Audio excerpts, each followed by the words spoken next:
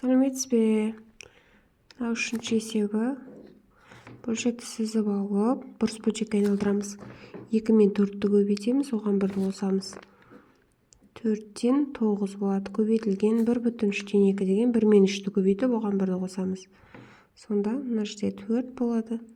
Мына жақта 3. Көбейтілген 9-дан 8. Барлығын бұрыс бөлшекке айналдырып аламыз.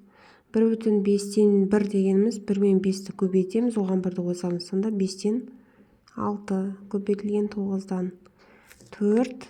Көбейтілген 2 мен 2-ні көбейтеміз, оған 1-ді қосамыз. Сонда бізде алымына жазамыз 5.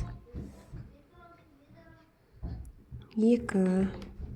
Енді осындай бөлшектер шықты. Бөлшектерді қысқарту әдісін қолданамыз. Қысқартамыз. 9 мен 9-ды қысқартсақ болады. 9-9-ға бөлсек 1. 9-9-ға бөлсек 1. 4 пен 4-ті қысқартамыз. 4 пен 4-4-ке бөлсек 1. 4-4-ке бөлсек 1. Енді бізде қалды алымдарында 3-тен 8. Енді бөлімдерінде қысқаратын бөлшектер бар бізде. 4 пен 2 қысқарады. 2-ні 2-ке бөлсек 1-ден, 4-ті 2-ке бөлсек 2-ден. 5 пен 5 қысқарады. 5-ті 5-ке бөлсек 1-ден, 5-ті 5-ке бөлсек 1-ден. 9-ды 3-ке бөлсек 3-ден, 6-ны 3-ке бөлсек 2-ден.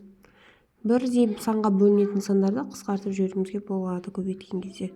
Сонда бізде қалды 1, 3, 1. Бөлшектің бөліміне 3-ті жазамыз. Алымында қалды бізде 2, 2, 1.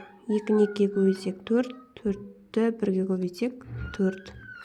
Сонда бізде сатылы бөлшек шықты. Енді сатылы бөлшектерде 8 бен 3-ті көбейтеміз. 8 көбейтілген 3, бөліміне жазамыз 3 көбейтілген 4-ті. 3 көбейту 4. Бұл жерде де тағы қысқарып кетеді екен. 1-ден, 1-ден 8 бен 4 қысқарады. 4-ті 4-ке бөлсек 1, 8-ді 4-ке бөлсек 2. Сонда нәтижесінде 2 мен 1-ді көбейтсек 2, 1 мен 1-ді көбейтсек 1. Оны жазбай қойсақ болады.